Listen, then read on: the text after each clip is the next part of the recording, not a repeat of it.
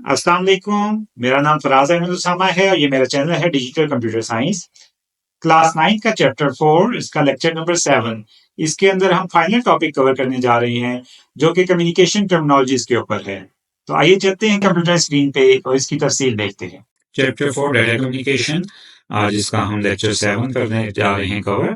इसके अंदर हम कम्युनिकेशन की टर्मिनोलॉजीज को पढ़ेंगे। तो चलते हैं पहली स्लाइड के ऊपर। कम्युनिकेशन टेक्नोलॉजीज में हमारे पास डाटा रेट का ऑप्शन अभी यहाँ पे है, बॉड रेट है, बैंडविड्थ है and signal to noise ratio. Data rate हम किस चीज को कहते हैं? ये स्पीड होती है ट्रांसमिट करने के लिए डाटा को from one device to another, एक से दूसरी डिवाइस के ऊपर।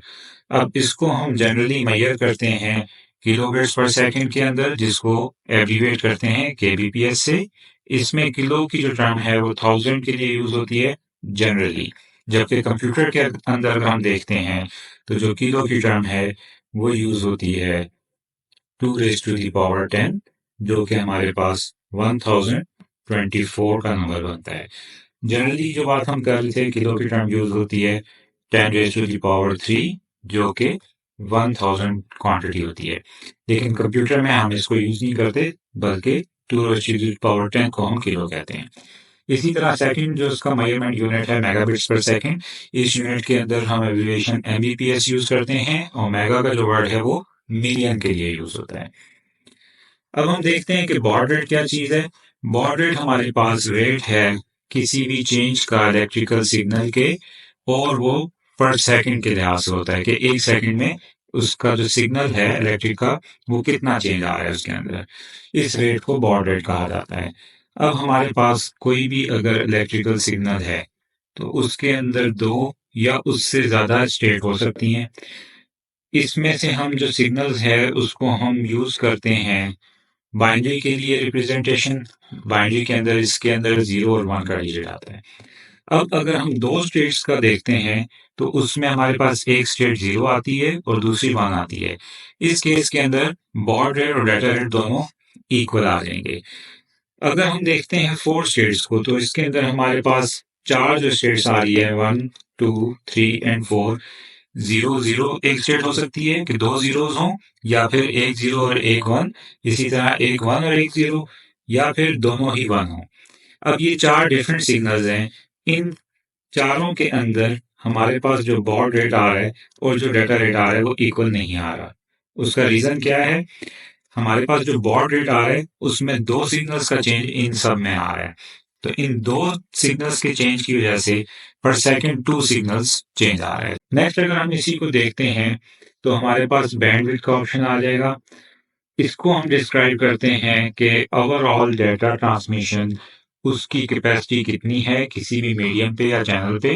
दैट मीन्स कि किसी भी वायर या वायरलेस के अंदर कितनी डाटा की ट्रांसमिशन हो रही है।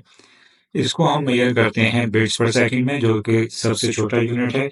उसके बाद हम इसको किलो बिट्स पर सेकंड में मेजर कर सकते हैं, या फिर मेगा बिट्स पर सेकंड के अंदर, या फिर गीगा बिट्स पर सेकंड के अंदर भी इसकी मेजरमेंट आ सकती है। Then signal to noise ratio का टॉपिक है। ये एक ऐसी रेशियो है जो कि सिग्नल की पावर को चेक करने के लिए होती है, और इसकी रेशियो होती है नॉइस की पावर के साथ। इसमें हम जो रेशो कैलकुलेट करते हैं वो किस वजह से कैलकुलेट कर सकते हैं, ताकि यूजफुल डाटा की ट्रांसमिशन कितनी है और नॉइस कितना है। नॉइस अगर ज्यादा होगा तो ट्रांसमिशन डाटा की नहीं प्रॉपर होगी, यूजफुल नहीं होगी। नॉइस कम होगा तो डाटा की यूजफुल ट्रांसमिशन ज्यादा होगी।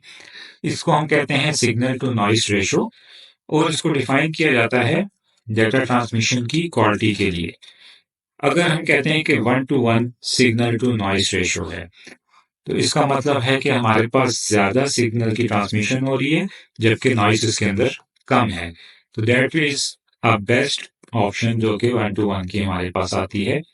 इसके बाद हम फर्दर इसको हम अच्छी कम्युनिकेशन के अंदर कैटेगराइज नहीं करते। हमारे पास ये टॉपिक एक और आ रहा है, किसी भी कम्युनिकेशन चैनल की कैरेक्टरिस्टिक। और ये टॉपिक हमारे पास रिलेटेड है डाटा रेट और बॉड रेट से ही, उसी का सब टॉपिक बनता है।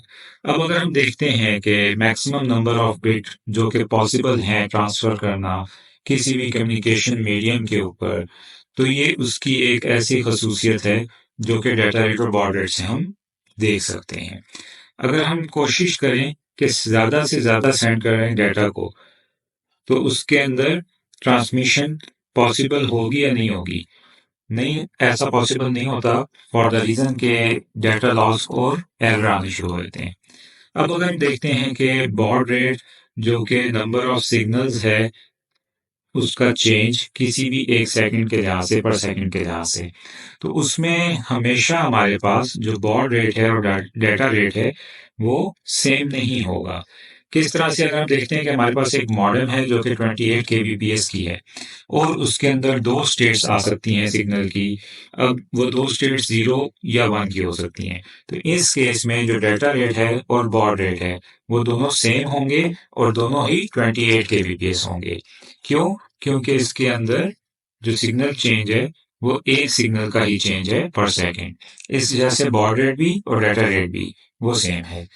लेकिन अगर उसी तरह एक मॉडेम जो कि सेम 28 kbps की कैपेसिटी की है लेकिन उसके अंदर 4 स्टेट्स आ सकती हैं। कौन कौन सी? वो जो हम पहले पढ़ चुके हैं, 0001 1011। इसका मतलब है कि 0 और 1 के कॉम्बिनेशन से ये 4 स्टेट ही पॉसिबल है, इसके अलावा कोई पॉसिबल नहीं है। लेकिन इसमें अब जो हमारा डाटा रेट आ रहा है वो 2 टाइम्स होगा बॉड रेट के साथ। किस वजह से? क्योंकि 2 बिट ट्रांसफर होंगे, तो 28 अगर उसकी स्पीड आ रही है kbps के अंदर, तो इसको हम 2 से मल्टीप्लाई करेंगे तो हमारे पास 56 kbps डाटा रेट आ जाएगा, जो कि प्रीवियस से डबल है। तो अगर आपको ये वीडियो पसंद आई हो तो इसको लाइक करें और शेयर करें ताकि ये मजीद 9th क्लास के स्टूडेंट्स तक पहुंच सके और वो ऑनलाइन कंप्यूटर साइंस पढ़ सकें। और इस चैनल को सब्सक्राइब करें ताकि मजीद इसी किस्म की वीडियोस आपको मिलती रहें। Thank you very much. Allah Hafiz.